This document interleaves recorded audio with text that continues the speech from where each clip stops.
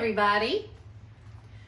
Today we're going to read a story, a fiction story. Remember, fiction stories usually have characters, setting, beginning, middle, and end.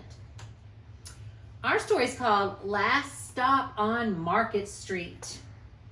This is by Matt De La Pena, pictures by Christian Robinson. Before we start, I want to tell you what we're going to be doing, and I want to give you a couple of words ahead of time so you're ready when you hear them. We're going to be, with our fictional story, you guys can tell me what happened in a story. But let's dig a little deeper. Let's think about what. Who is the most important character? And what did he or she do?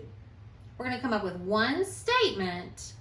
Who is the most important character? And what did he or she do?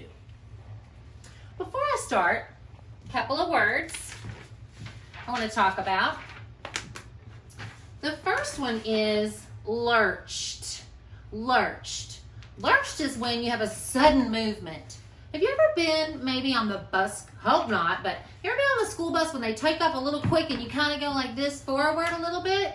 Or maybe somebody's in a hurry in the car and they take off and you don't have a chance to maybe you're not quite ready and you kind of move forward.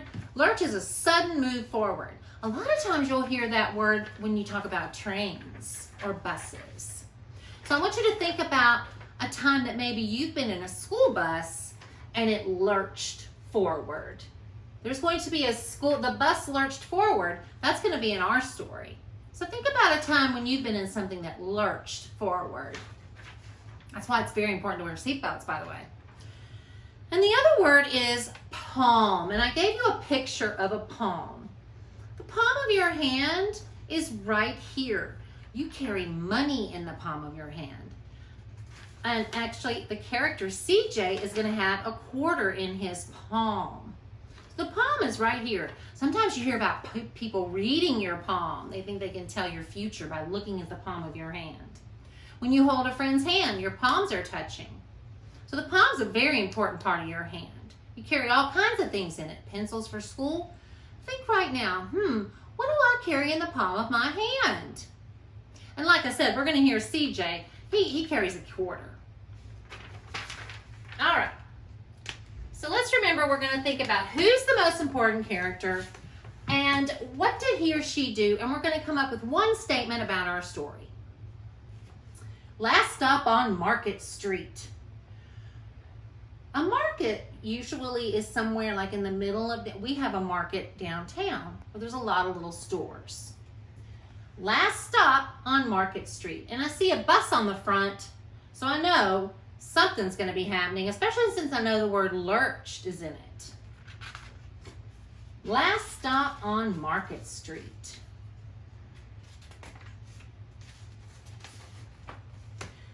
CJ pushed through the church doors, skipped down the steps. The outside smelled like freedom, but it also smelled like rain, which freckled CJ's shirt and dripped down his nose.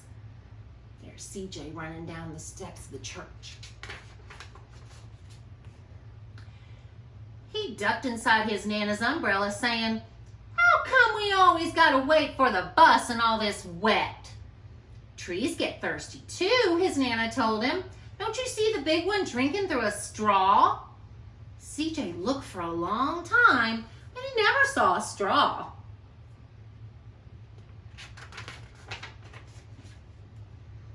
"Boy, what do we need a car for? We got a bus that breathes fire.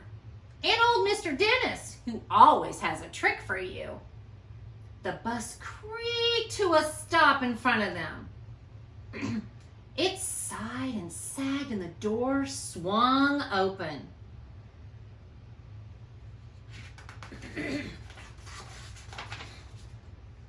Bus says 5 Market. "What's that I see?" Mr. Dennis asked, and he pulled a coin from behind CJ's ear.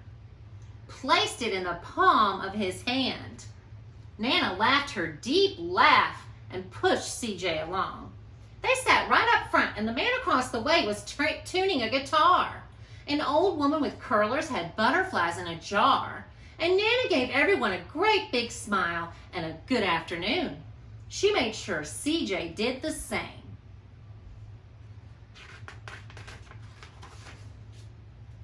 The bus lurched forward and stopped, lurched forward and stopped. Nana hummed as she knit.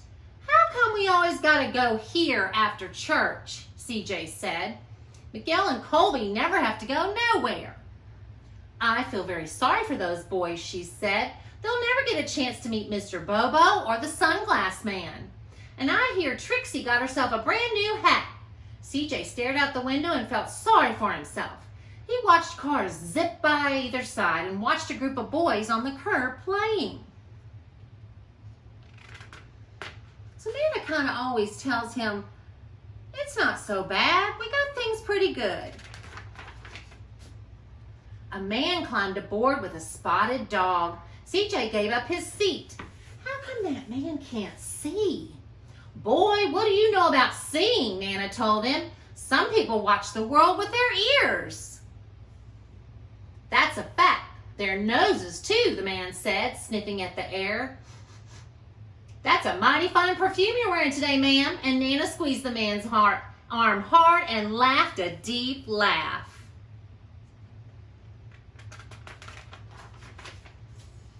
Two older boys got on next. CJ watched as they move on by and stood in the back. Sure wish I had one of those, he said. Nana sat down her knitting. What for? You got real live things sitting across from you. Why don't you ask the man if he'll play us a song? CJ didn't have to. The guitar player was already plucking the strings and beginning to sing. To feel the magic of music, the blind man whispered. I like to close my eyes. Nana closes hers too. Boys and girls, sometimes just close your eyes and listen to the music. So did CJ and the spotted dog.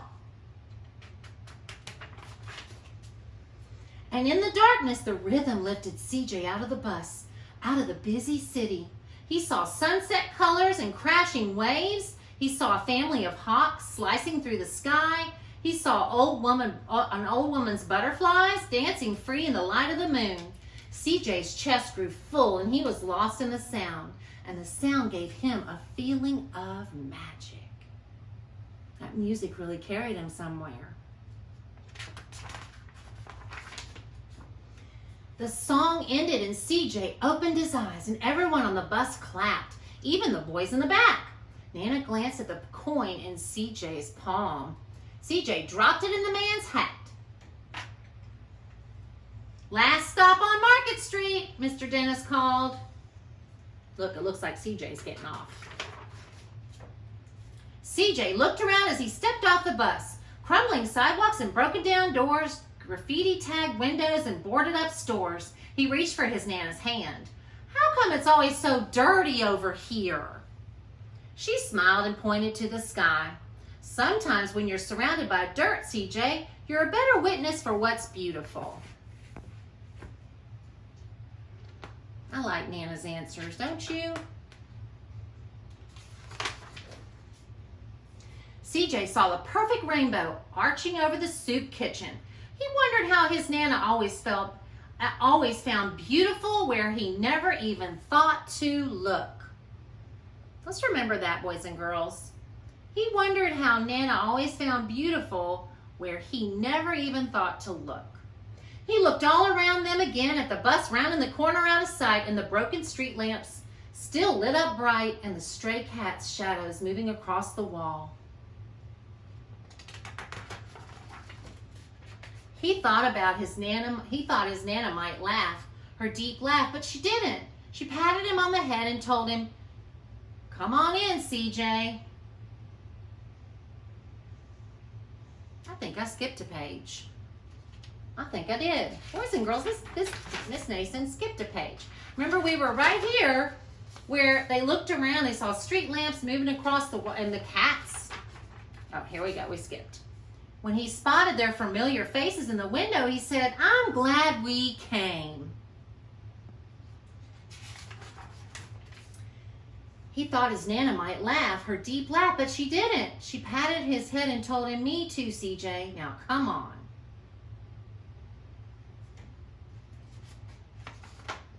Here they are waiting on the bus. All right, so I'm going to do this for us today because we haven't done this in a while. We did it with a poem a while back.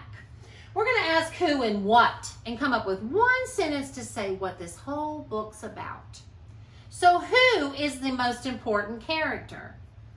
Boys and girls, CJ was very important, but I feel like Nana was the most important character. And I'm going to answer, what did she do? What did she do? Do you remember that one part where he finally realized that she saw beautiful things where he didn't even look? So I'm going to say Nana's the most important character, and what she did was she showed CJ the beautiful things in his life. So let's write a sentence about what this book's about. Remember who? Nana. That's what my mom went by, Nana. Nana showed. It's hard to write on this. It's hard to write on this door, but I'll do my best. Nana showed CJ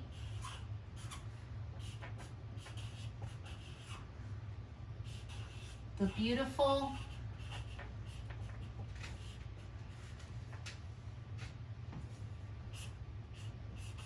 things, people, and places in his life. Boys and girls, it takes a special person to do that for you in your life. Think about somebody that does that for you. Shows you those beautiful things, and maybe you're having a bad day and they show you it's not so bad. My mom did that for me, and she was a Nana and she did that for her kids. But who does it for you? Until next time, boys and girls, I'll see you soon. Bye.